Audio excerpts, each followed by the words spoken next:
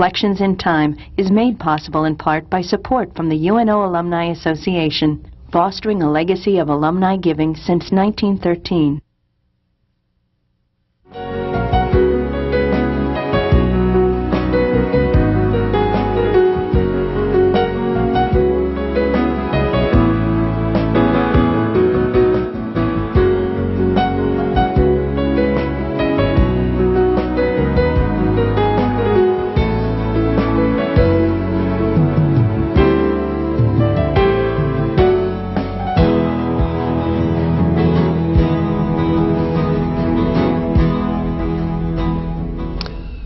More than 25 years ago, the interview series called Reflections in Time was developed by the late Professor Paul Borghi. It was intended to preserve some of the history of the University of Nebraska at Omaha by recording the experiences of faculty and others who contributed to its development. With the aid of the UNO Alumni Association, I have continued Paul's work with the series. My name is Jack Newton. I'm retired now, but I'm still active as a professor emeritus. I've been on the faculty of UN Omaha since 1960, and I served for 20 years as Dean of the College of Arts and Sciences. I worked closely with Professor Borghi in developing his original interview series, and I continue it as a tribute to him. We're here on a bright day in October, the year's 2006, and I have as my guest Dr. BJ Reed, who is currently Dean of the College of Public Affairs and Community Service, often known by its initials as CPACS. Welcome, BJ. We're glad to have you here with us. Thank you, Jack. I'm glad to be here. I think we'll have fun discussing some of the things that have gone on during your time here at the university, and let's get started. You've been dean now for about 6 years, haven't you? Yeah, I was started as an interim dean in 2000 and became permanent dean in the spring of 2001. Well, so it has been just about 6 years. Now, we've talked a good bit from time to time over the years, but I don't think I've ever had a chance to ask you much about your background, where you're from, and I know you went to, I know you had an undergraduate education in at Fort Hays State, but that's, you know, I don't know a whole lot about your background other than that. Can you tell me something about it, where you grew up, where you went to school? Sure. I'm a Western Kansas boy. Grew up in Hays, Kansas. Both my parents worked, which was pretty unusual in the 40s and 50s. My mother was chief operator of a telephone company at that time, Southwestern Bell, and my father ran a movie theater. And so Hays was always about 15,000 population. So when I graduated from high school, it seemed natural to go over and continue my education at Fort Hays State, and so I actually got my bachelor's and master's degree there, and then taught for a year at Southwest Oklahoma State University, and then went on to work on my PhD at the University of Missouri. That would have been probably about 1974, something like that. What were you teaching in your original teaching job? My original teaching job was political science. It was a political science department, undergraduate.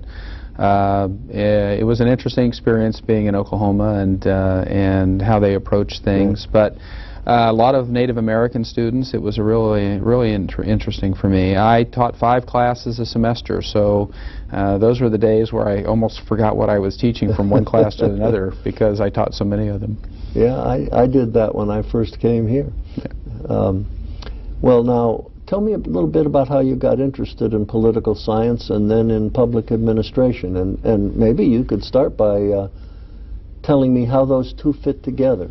Yeah, political science, civics, government was always a strong interest of mine, even in high school, and I took as many courses as I could, and so you know, this was the late '60s, and And as we know, life was pretty tumultuous in the world in the late 60s, and so I just gravitated naturally to that. I actually paid my way through college as an athletic trainer for the sports teams, and that was great fun, but that was not so much a vocation as a hobby. And so I just loved political science, and I loved history, and I minored in history, and I had almost as many hours in history as I did political science. So it was just sort of a natural thing for me to follow through on there. And one of the areas that I began to get interest in is administration of government. And as you know, most of the political science programs had public administration as a component of those programs, certainly during the period that I was going to school. And only really in the last, I'd say, 40 years have you seen public administration programs begin to move out on their own and be separate departments and programs, very similar to criminal justice programs that flowed out of sociology programs and social work programs that flowed out of sociology programs. Well, that was certainly true here. All of those programs were originally part of my college, College of Arts and Sciences. You mentioned the Department of Sociology, Political Science, and it was in the early 70s, I think, that these split off and became separate departments, and that was certainly true of public administration. I can remember very clearly when it was a part of the political science department at UNO. And that's in fact how it was when in my undergraduate and graduate education were both in political science programs, but public administration was a part. And even when I went to the University of Missouri to get my PhD, it was actually at that time in the political science department at the University of Missouri. And so I actually got a political science degree with an emphasis in public administration and American government. So it was very common, and still is common in a lot of smaller universities where you'll see political science and public administration still linked very closely. Well, then you must have, well, I was going to say you must have known some of the people who were originally in the political science department here, but I'm not really sure when you first came here whether there were some of those left. Was Dave Scott still around then? Dave Scott was just retiring at the time that I came. In fact, Dave was part of my key interview process when I came here in 1982.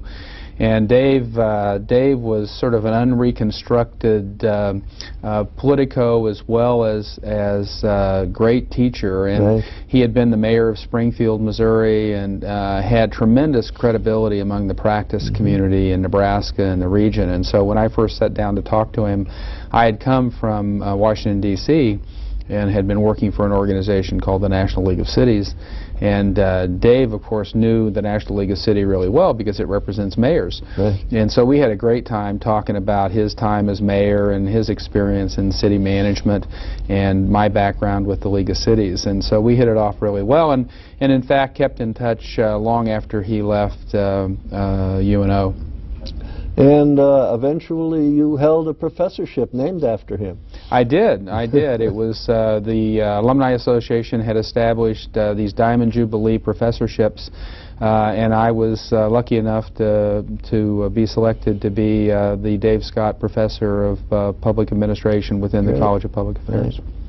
Yeah, those were interesting days. Well, you know, it just happened, just occurred to me, and maybe this is a bit of a digression, but I remember another dean that I interviewed here, former dean now, is Larry Trussell, and he was a Fort Hays graduate. He was a Fort Hays grad. In fact, Larry and I often talk about his time at Fort Hays. In fact, Paul Kennedy was a Fort Hays grad in the College of Education, and Pat Colassa was a Fort Hays grad. So there were a number of Fort Hays graduates here on the faculty at UNO, and that's always been fun because we'd commiserate a little bit about Fort Hays, and I got a great education there. I enjoyed it a great deal, and I still go back from time to time, and I know the president at Fort Hays pretty well, and I know the provost there pretty well, so we keep in contact. Well, and you've, I was going to mention this later, but as long as we're on the topic, I'll mention it now. You received an award as one of their distinguished alumni. I did. Boy, you've been doing a little sneaky studies here. Yes, I received the Alumni Award about 2 or 3 years ago, and it's nice to be recognized by your alma mater. I can imagine that it would be. Well, let's talk a little bit about how you got to Omaha. You already mentioned a moment ago, talking with Dave Scott, when you were interviewed here. But how did you find out about the job here? How did you happen to apply for it? I think it's kind of an interesting story. As I said, I was working for the National League of Cities in Washington, D.C., and had not actually been in the teaching world for a while. And my wife, Criss Reed, who also came with me in 1982, was working for the Department of Housing and Urban Development, and she was completing her Ph.D. at Brown University in political science at the time. And this was at the change in administrations in Washington. The Carter administration was going out. The first Reagan administration was coming in. There was a lot of turmoil in organizations that did a lot of work with cities and did a lot of work with federal government activities. And I said, well, maybe this is a good time to think about coming back into the academy after being out for a number of years. And again, my wife was finishing her Ph.D. It was a good time for her. And so we started looking around for positions, and there were two positions that were being advertised at UNO. And I was familiar with UNO because as an athletic trainer, a student trainer, we came up to play UNO in basketball and football, and so I had been up to Omaha a number of times. And so we began to sort of explore things, and we first made contact with then Associate Dean and Chair of the Public Administration Department, David Hinton. And my wife had been here during the McCarthy campaign in 1968, and actually their campaign headquarters were the old Blackstone Hotel. And so she had some familiarity, but she was an East Coast resident, and so this was kind of trepidatious to her. And so we were really saying, well, you know, I knew the Midwest, she didn't know the Midwest that well. And so Dave's a great recruiter. And so I remember originally contacting him like in February, and I said, well, I'm not so sure we're interested, but we saw the ad and it looked pretty good. And Dave came back around, and he came back around, and so we said, you know, well, maybe we should look at this. And so we said, well, yeah, we'll come out for an interview for these two positions. And we got married in April of 1982. And like the week before we got married, Dave called one more time, and he says, now I know this is not a really good time to call, but he said, since I know you're getting married next week, but how about coming out for a job interview the week after you're married? So Criss, my wife, finally said, well, anything to get us off your back, you know, or get you off our back. So we came out, I think, it must have been finals week or thereabouts. And Dave's as I said, a great recruiter, and we had a great time here. And they had two positions, which was not that common at the time. And so we both took up residence at UNO. Well, what were your first impressions of, well, you said you'd been here before in connection with athletics, but what were your impressions of what the university was like back in 1982? Well, it was a very different place. The campus, just in a physical sense, was not a campus as we normally think of it. There were still a lot of houses on the west side of campus. There wasn't a circulation road. There wasn't certainly a south campus. In fact, my office, which is still the public administration office today, an old house on the west side of campus, was totally surrounded by woods. You wouldn't know it was there unless you stumbled on it. There was just a little small, you know, 3 or 4 slot parking space in front of it, and so it was a very different place. The public administration department at that time, I think, maybe had 5 or 6 faculty at most. It was very much a teaching faculty. They hadn't done a lot of things in terms of building national visibility at that point. And so it was a very different place than it is today. Well, the campus certainly wasn't a traditional campus. It wasn't built on the quadrangle that you so often see in universities. And our architects spent a long time trying to figure out what this campus should look like, and they ended up with this idea of a spine, a central spine. Well, that was interesting. Actually, it is, and the more I've watched the campus grow over the last 25 years, it is now, I consider it, and I do a lot of travel, I do a lot of site visit work at other metropolitan universities. It's one of the most lovely and picturesque campuses for a metropolitan university there is in the country. And some of the people who were there originally building that infrastructure, people like Jim Vega, really are responsible, I think, to a great extent for the beauty of the campus. And I think it's just grown dramatically, certainly in the time I've been here, and it's grown dramatically, but in a way that preserves the beauty of it. We were lucky in having good people who worked on that aspect of campus development. The other thing that really lured me here and sustained, I think, the reason Criss and I are still here is because of that community.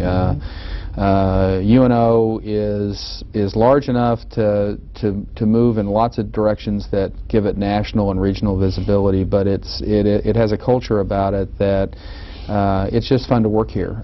You have great access, great friendships, not just in your department or your college, but across the campus.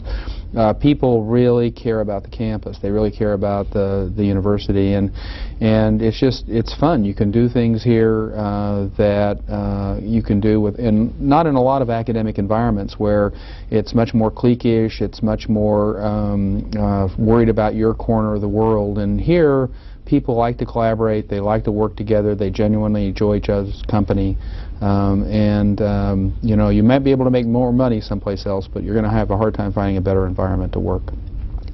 You know, I've often wondered a little bit about that, whether you've noticed any changes in that aspect of the university. I've heard people say that as we've grown, that there's been less of this sort of camaraderie that they found when they first came here, but you don't seem to think that that's happened. No, I think you've had a change. It's less parochial, but that doesn't mean that it's, I think, less friendly.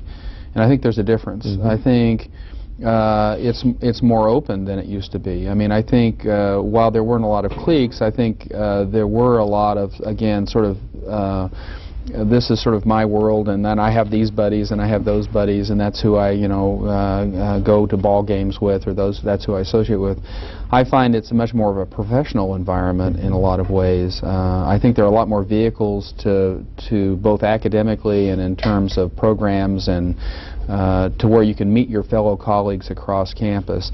No, I don't get a sense of losing that sense of community. It's changed. It's a different kind of dynamic, but I think the overall community connection is still there. Let's go back to 1982 for a minute. Let's talk about the academic aspects of it back then. What was the curriculum like in public administration? The curriculum was pretty much, they had gone through the first kind of accreditation process in 1980. And so they had a pretty standardized curriculum for a master's degree in public administration, but they also had an undergraduate degree in public administration. And they had sort of a one-person urban studies program with Peter Suzuki. And that was really the program at that time. Again, they had a pretty large MPA, Masters of Public Administration program, almost totally part-time. They operated a program in Lincoln as well as in Omaha. One of the things that was interesting about the founding of the college was that it took on statewide mission at the point it was founded in '74. And so it had graduate responsibility statewide in public administration, criminal justice, and social work, and in gerontology. So you really had a bit of a different kind of structure in this college than you had across the rest of the campus. And what's happened has not been so much of a change in the public administration curriculum at the master's level, where it is still, again, accredited program and meets the standards. The things that have changed probably in that program have been largely moving into nonprofits, administration, looking at governance as well as government, but also adding the doctoral programs in the mid-90s was a big shift. getting rid of or eliminating the undergraduate program actually fairly recently has been a big shift. Rebirthing the urban studies program since Peter's retirement and making it into a much broader based urban studies program. There have been a lot of changes, but that's true in the college in general. Criminal justice has added a doctoral program and has grown its program on the Lincoln campus. Social work has added a dual degree program with public administration. Gerontology has expanded its reach onto the Lincoln program. So there's been a lot of growth in the college across the curriculum in each of the disciplines. Now, you mentioned the statewide responsibility in public administration. Was that a source of controversy? Certainly they had public administration as a component of political science at the campus in Lincoln, UNL. Yeah, that's a really interesting point. When I first came, there was a lot of controversy around public administration. The chair of political science on the Lincoln campus was none too happy about that relationship, and that was a big market, particularly in Lincoln, in public administration. So there was a lot of push and pull about that. And I think there was some, frankly, disdain on the Lincoln campus about public administration at that time. That really changed very dramatically, I think, probably within 5 to 10 years, to the point that when the doctoral program was being proposed on this campus in public administration in the mid-90s, the political science department actually wrote a letter of support. So that shift really happened within a 10 to 12-year period, and I think that was a mutual respect. I think now the Lincoln UNL program, the doctoral program, sees us as offering their public administration courses at the doctoral level. We get along really well, and I think the same thing happened between criminal justice and sociology in Lincoln. In fact, when criminal justice developed its doctoral program, the sociology department in Lincoln was a supporter of that. So the relationships have really matured over the last 10 or 15 years. Do you maintain fairly close contact then with people on the other campus? We do. It depends on the program. Political science, again, we work a lot on the public administration side. We work very closely with community and regional planning in the College of Architecture. In fact, the public administration program in Lincoln is housed in the architecture offices on the Lincoln campus. Similarly, gerontology has become a favorite service-based course for the nursing college based on the Lincoln campus. And criminal justice gets along very, very well with the sociology and actually with some of the other units on the Lincoln campus. So our relationships have been really much, much better than they were when I first came here. Do you have any full-time faculty people whose position is in Lincoln? Yeah, we have several. We have one faculty member in public administration that's a resident in Lincoln. We have 2 gerontology faculty now that are resident in Lincoln, and I think we have 5 or 6 criminal justice faculty that are resident in Lincoln. And in fact, the number of majors we have in criminal justice at the undergraduate level rival what we have here in the Omaha campus. So yeah, we have a very strong presence. And the other thing that's happened recently is the social work program, which has been based solely on the Omaha campus since its movement from Lincoln to Omaha in the 70s, now offers a full master's degree in social work in Kearney in conjunction with UNK. Interesting. Before we branch out into other things, and there are a lot of other things I'd like to branch out into, let's talk about your teaching career, though. You mentioned teaching a lot of classes back when you first started teaching, and I'm sure you've taught a lot of courses here on the UNO campus as well as a faculty member. What courses have you enjoyed teaching the most? I've enjoyed them all. When I first came here, I can remember they were trying to figure out what I was going to teach because, you know, there's political scientists coming in. And so I think the first course I taught was public budgeting, and it was an afternoon class, 1 day a week. And at that time we were teaching 3 classes a semester, and I think I was teaching 2 budgeting classes and maybe an introductory American government, or not American government, but public administration class. And I remember sitting in this class lecturing, and I hadn't taught for quite a while, and And there was this guy who used to come in late, you know, and he'd sit down and he wouldn't take any notes, and I was kind of curious about this, and then he'd leave, and I gave him the first test, and this guy got an A, you know, and I said, well, it must be too easy, and, you know, and so I went to the chair at the time, and I said, well, who is that guy that keeps walking in? He comes in late, and he doesn't seem to take any notes, but boy, he's really bright because he does really well on my test. He said, oh, that's State Senator Dave Landis, and I said, oh, you didn't tell me I had a state senator in my class. And the funny thing about that is Dave, he already had a JD degree, and he had a legislative assistant named Charlie Peterson, and Charlie was in the MPA program, and he challenged Dave to go through it with him, and so Dave on a lark just decided to go ahead and get his MPA, and so Dave and Charlie went through together. So, but I taught all sorts of courses. I taught municipal administration courses, intergovernmental management courses, public budgeting, financial management, governmental accounting.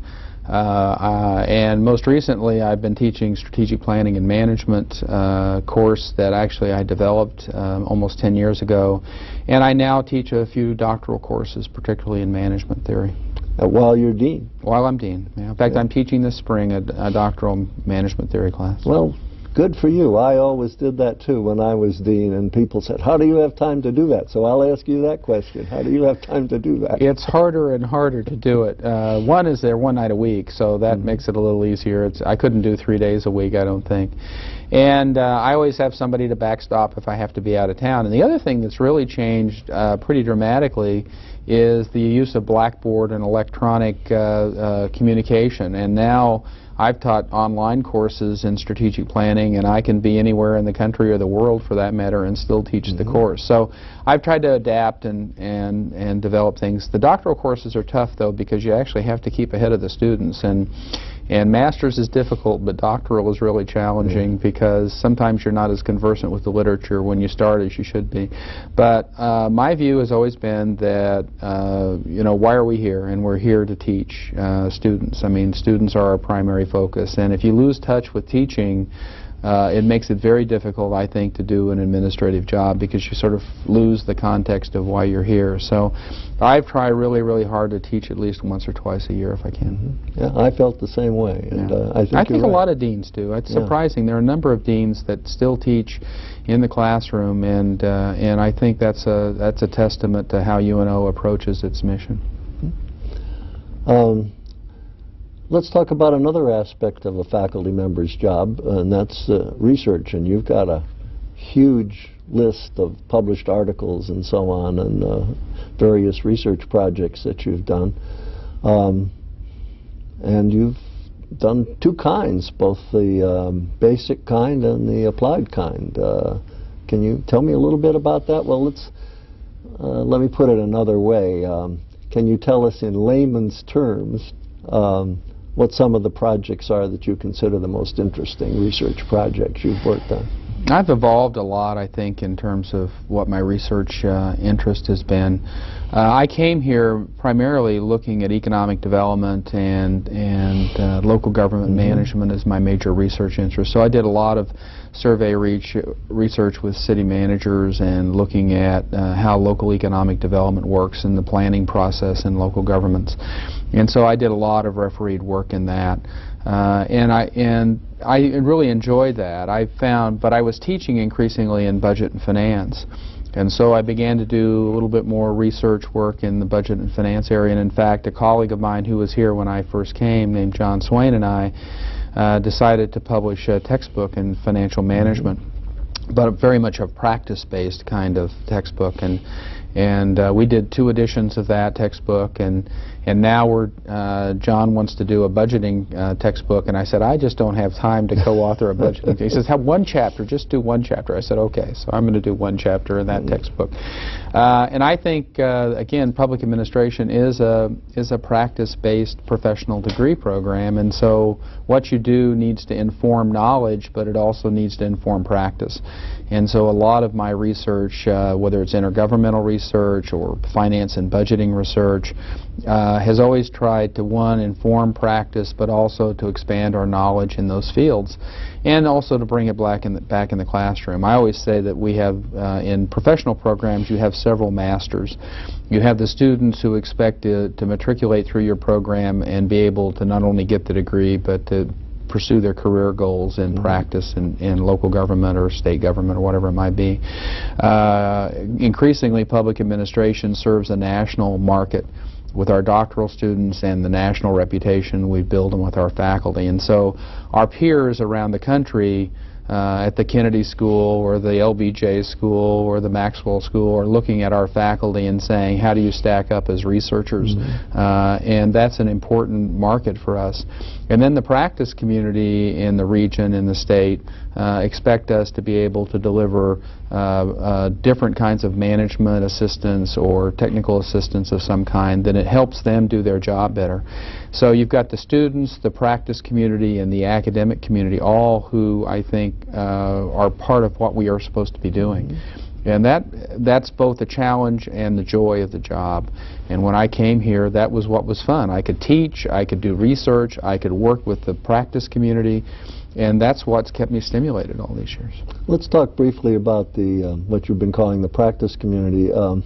You mentioned having a state senator as one of your students for a while, but I imagine that you've had very close relationships with both state and local Omaha-type government agencies.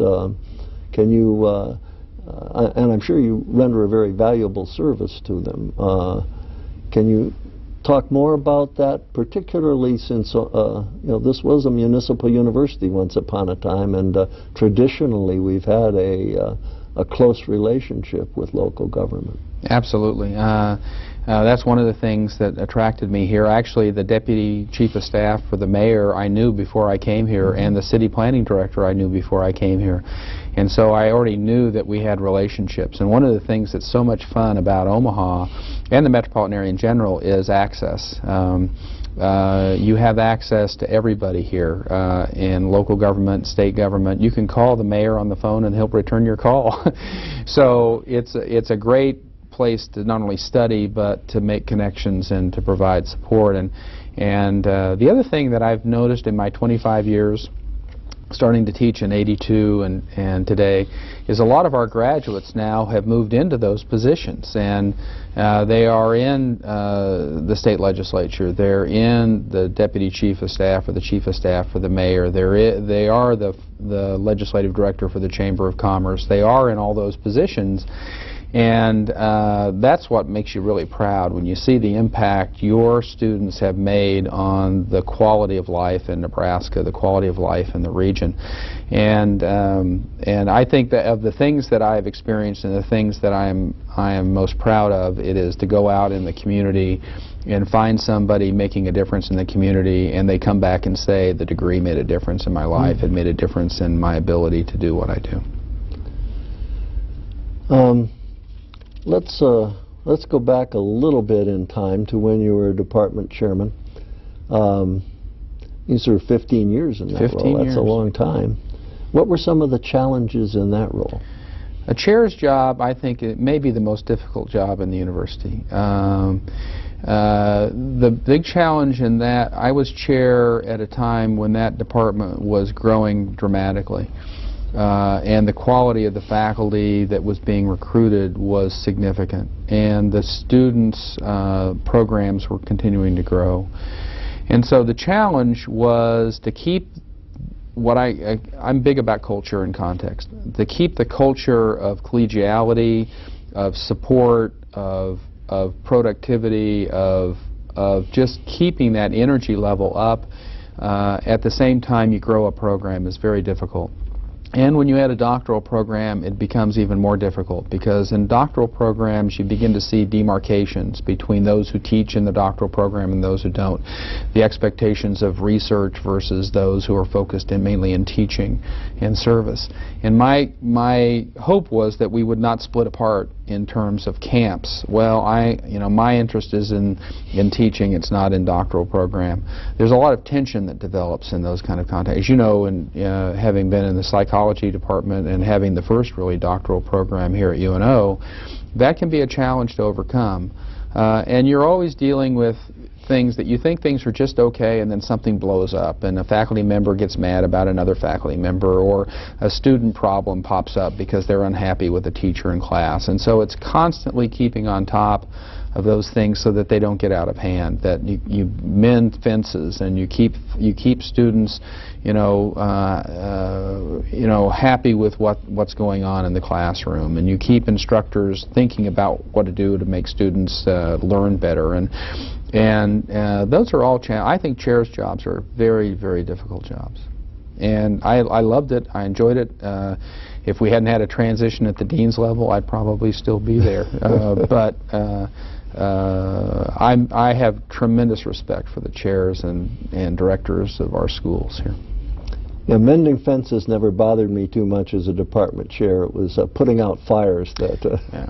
The only thing about a dean's job in some ways that make it any more difficult is that you always get the worst. You get the worst personnel problems, and you get the worst budget problems, the worst finance problems, but you don't get them necessarily every day. And in a chair's job, depending on the size of the department, of course, but this is a large department, with very complex degree programs and multiple campuses. And the Aviation Institute came in. I mean, it was an incredibly complex unit.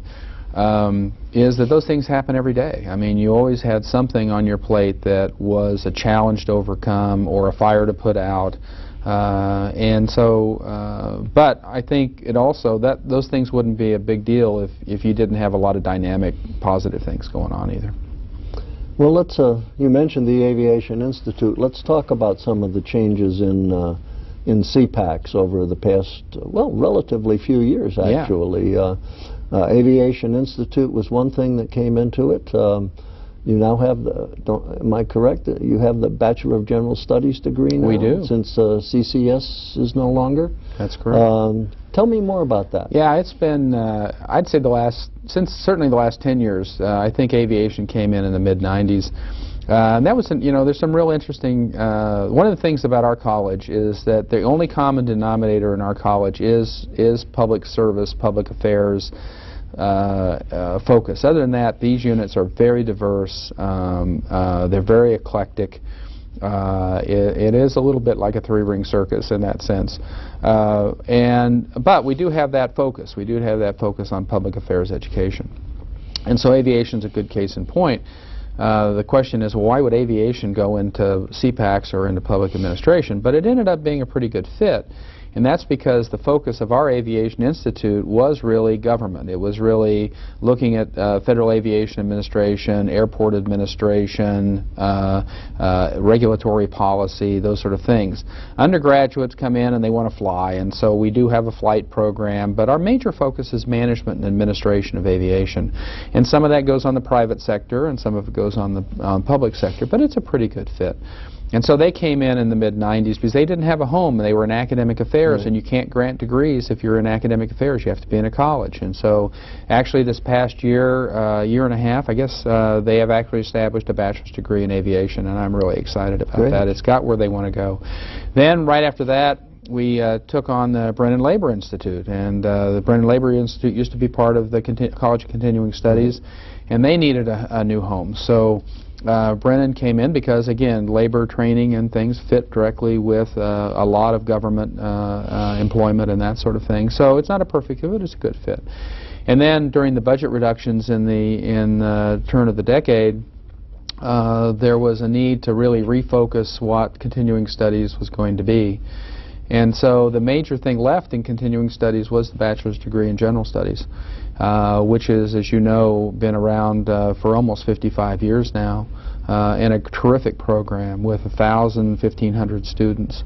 And so we were, I guess, seen as a college that, because we cut across lots of different lines, would be a good home for that. So they created the Division of Continuing Studies, and under that the BGS program. And it's been with us about 3 years now, a little over 3 years, and is doing great things. It just developed the first online undergraduate program here at UNO as a BGS degree. We rolled out our first students this fall.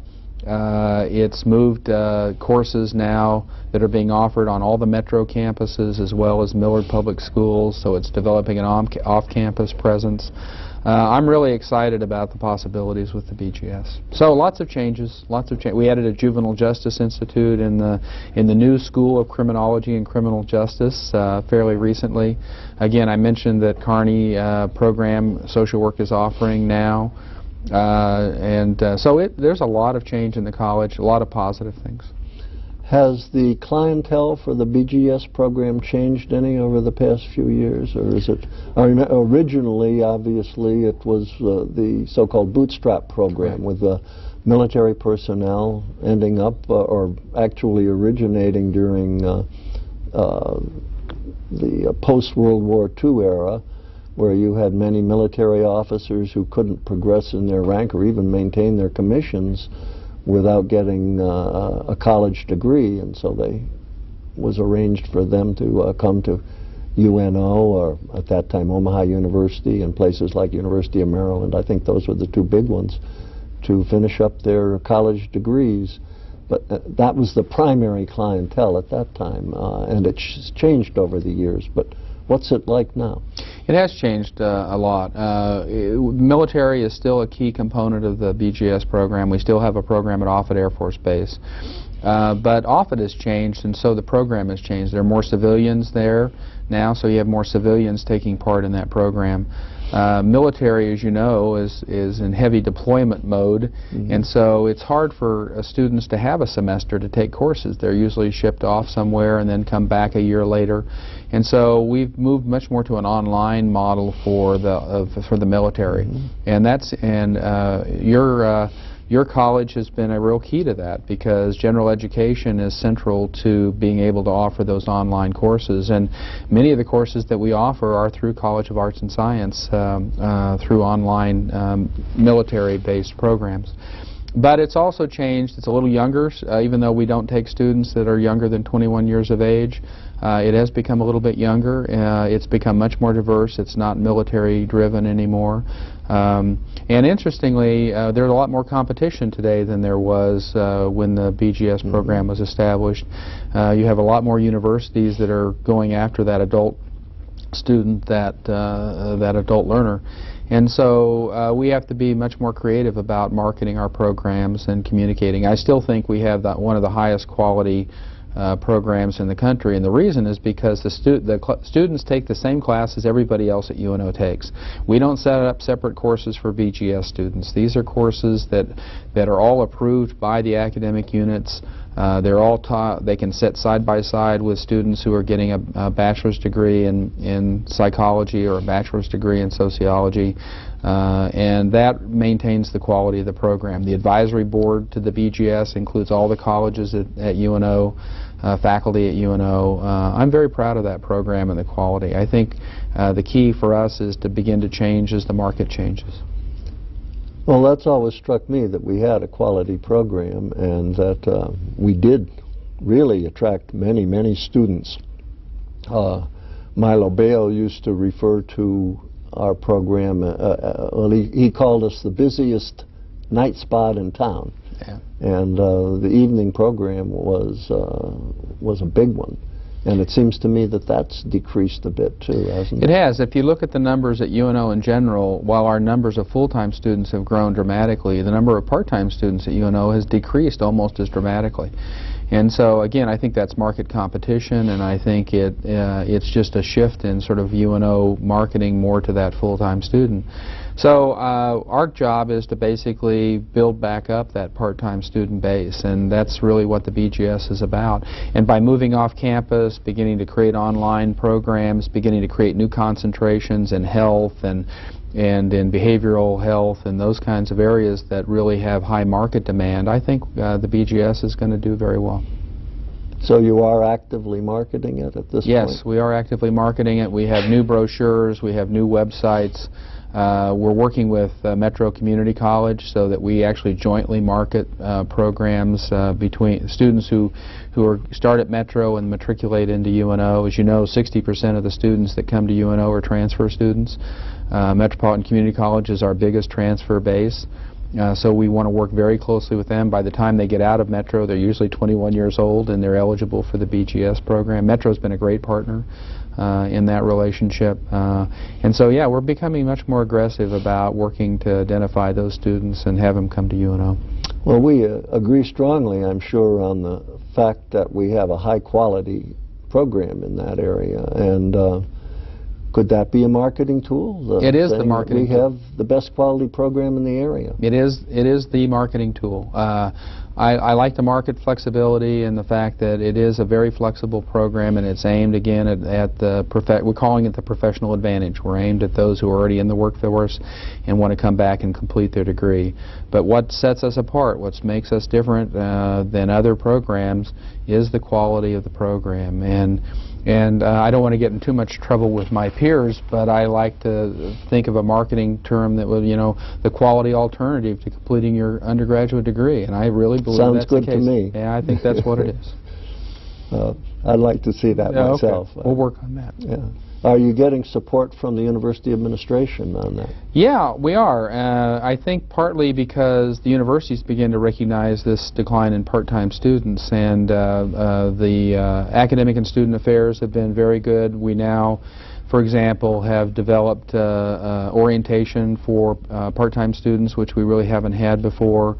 We're beginning to have a separate marketing focus for adult students, for students who are part-time. It doesn't mean we do less with recruiting our traditional undergraduate students, but it means that we need to re-emphasize that. And I've had strong support from Wade Robinson in Student Affairs and from Academic Affairs to do that. Good. Have you given any thought to accelerated programs at all, without decreasing the quality, of course? That's our challenge. We've looked at accelerated, and we are not convinced that accelerated equals quality. Creighton's moved to an accelerated program. We're going to watch that closely to see how that works. Of course, many of our private sector peers are doing accelerated programs, but my concern is a quality issue. Can you run an accelerated program and really keep the quality of the educational experience? We know in talking to employers that when students graduate from UNO in general, but certainly when they graduate from the BGS, they've got a quality product in that employee. And they know that they've had the background in liberal arts, and they've had the background in the substantive areas that they're focused on that make them a good employee. And while we'll continue to look at the accelerated model, I'm not sure we want to go that direction, certainly at this point. Well, one of the people that I've had the greatest respect for over the years, I don't think you were here when he was here, but as a political scientist, I'm sure you know of him. That was Vice Chancellor Herb Garfinkel. Right. And I've never met a stronger proponent of quality than Herb was. And yet one of the things he wanted to try and propose, and he never got to it because he left before he did, but he was a great proponent of a weekend college, and he thought we ought to be getting into that business. Yeah, I think delivery mechanisms such as intensive kinds of models, or online, or programs that look at mixed mode delivery of academic programs are all things that we should explore, but I want them to be the same quality as what any student who goes to UNO has. I guess that's the common denominator. If again, somebody's pursuing an undergraduate degree in criminal justice, or they're pursuing a BGS with a concentration in criminal justice, I want the quality of that experience to be the same. And if you can do that, then I'm all for it. And if you can't do that, if you slip in quality because you've begun to design something in the BGS format that's different than what a student would have an opportunity to do on campus, then I don't think we should do it. Well, we've done it in other areas. I was thinking, for example, of the graduate program in programs of business administration, where you have that executive MBA program, which is different, but certainly doesn't lack in quality. No, it's a very high quality program. That's right. It is a very high. And we have looked at, again, weekend models, intensive models, and so we continue to explore all those modalities that make sense. Again, I'm a very big proponent of mixed mode, where you can take some of the coursework online and some of the coursework in class. And in fact, there was a lot of concern when online first started that you would have less quality. In our experience, and we have a very large online MPA program right now, is that the quality is as good or better, and the students are as good or better than we have in the regular classes. And so we test the waters to look at that. And again, I think we were the second program in the country to be accredited in public administration with an online degree. And that's our baseline. Again, quality is very important to us. But we need to meet market. We need to say, where's the market going? What do students need? Students today are very busy with families, with personal life, with business, with their jobs. And we need to have a way to get to those students and provide that education to them. And we're always looking at options to do that. Now, this may seem strange to some of our conversation here may seem strange to some of our audience who may not think of a university as having a big marketing component. But it's really a matter of providing that information to the public at large about what we're all about and what they can, what's available to them. So marketing isn't just a matter of hucksterism at all. No, marketing in my mind is information and communication. Right. It's not selling you know, a product on the fly. It's right. The challenge UNO has always had, and that Omaha has always had, is that its marketing budget per se is incredibly small. We have very little money in marketing. And so we have to market at the unit level, we have to market at the college level, and we have to market at the campus level. And we have to use all the resources at our disposal to do that. I think we do a terrific job of sending out the message about UNO, considering the resources we have. The Lincoln campus marketing budget dwarfs ours by sixfold. Maybe tenfold. All of you have to do is see some of our competitors who have TV ads every hour on the hour to know, you know, some of them I've heard spend up to 20% of their budget on marketing. We don't even spend 1% of our budget on marketing. But our marketing, I think, is different in that you know, we're spending state tax dollars, and you're not using that to promote the economic advantages to the university. You're using it to promote the information, the communication, as we've mentioned here. Absolutely, absolutely. And we have a responsibility as a state university that's very different than others have. Mm-hmm. I agree. Well, I'm just amazed at the variety in your college these days. You've got a big job. Keeping keeping all of these things under well, I was going to say under control, but nothing's ever under control. It's a matter of keeping up with them and finding out what's going on and helping them do their job better.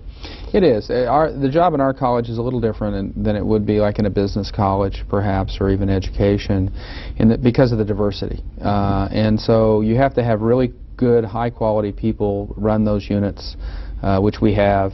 You have to hire the right people, and then I like to say, sort of get out of their way.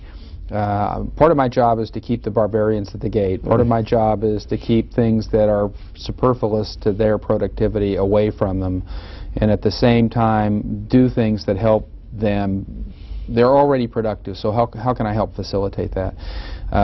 Whether that's a budgetary item, whether that's a resource that I can put together and help, whatever it is, that's and not to take away from the unit's culture, because criminal justice is very different than social work, is very different than public administration, and you don't want a one-size-fits-all in that college. You want to really celebrate the distinctions and differences, and again, sort of help them get their goals achieved. One of the programs that we haven't mentioned in your college that I don't want to let the time go by without at least talking about it a little bit, and that's the Goodrich program. Oh, I suppose we can. Yeah, Goodrich is a gem. It's a terrific program. They just last August, not this August, but last August, had their 1000th graduate of the program. They had a great celebration. There's no more cohesive group of alumni than the Goodrich alumni. The faculty, while it's changed, certainly in my time here, is a terrific faculty that is interdisciplinary and that is totally committed to their students.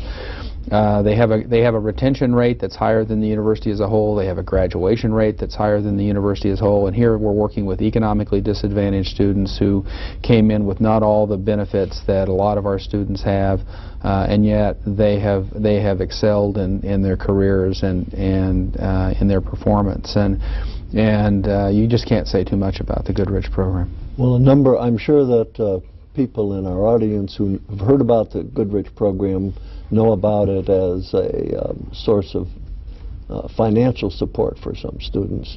But it's more than that. It's an academic support program as well. I think that's what makes it different. Yes, it does provide 73, 74 scholarships a year with performance for up to 4 years. But it's the fact that their first 2 years is spent in the Goodrich program with Goodrich faculty, getting their general education basically met through 6-hour blocks, not 3-hour blocks of courses. And so you have a lot of focus in the liberal arts and social science and humanities and a whole range of things that those students get. And it's just, it's a wonderful model. It's been around now, again, for almost 32, 33 years now. It's nationally recognized. Its performance in terms of, again, retention and graduation exceed any program of its kind in the country. It's a good program. It's a great program, and about 50 to 60% of those students are students of color, and who are now in professional positions throughout the city and throughout the country. We're very proud of them. Well, we've got about a minute and a half left here, so I'd like to talk within the time we've got available, I'd like to give you a chance to talk about people that you've known. We've talked about some of those, but are there any others that you'd like to mention, people who you think have had an important relationship with your college, whether they're faculty or students or support personnel, anyone? Yeah, it's hard to narrow anyone down. Clearly, the biggest influence on me was Dave Hinton, and Dave just retired this year. But not as from your college. Not from our college, although he's an emeritus dean, and he actually was tenured in our college, but retired from the dean of IS&T. So he had the biggest influence on me. I think the people who've had the biggest influence on me are those who I've met throughout the college, particularly, many of whom have passed away or who have since retired. People like Jim Kane in criminal justice, and we mentioned Dave Scott in public administration, and Peter Suzuki in urban studies. You know, they really set the values of not only the college but the campus. They were very good people. They cared about the institution. They cared about their students. There are obviously students that you remember. All of us remember students, some students more than other students. But and then the other is the administration. Dale Weber, when I first came. Well, I hate to interrupt you, but I think that I'm going to have to thank you for coming to visit us today. It's we're just about out of time. And it's great to be here. Yeah, I've enjoyed the conversation, and I hope you have too. And to our audience, I want to say thank you for joining us today in a visit with Dr. BJ Reed, who's a longtime professor of public administration at UN Omaha and currently the dean of one of our colleges. We've been taking a look at some of the history of UN Omaha as seen through the eyes of those who have made this history. This is Jack Newton inviting you to join us again in the series we call Reflections in Time.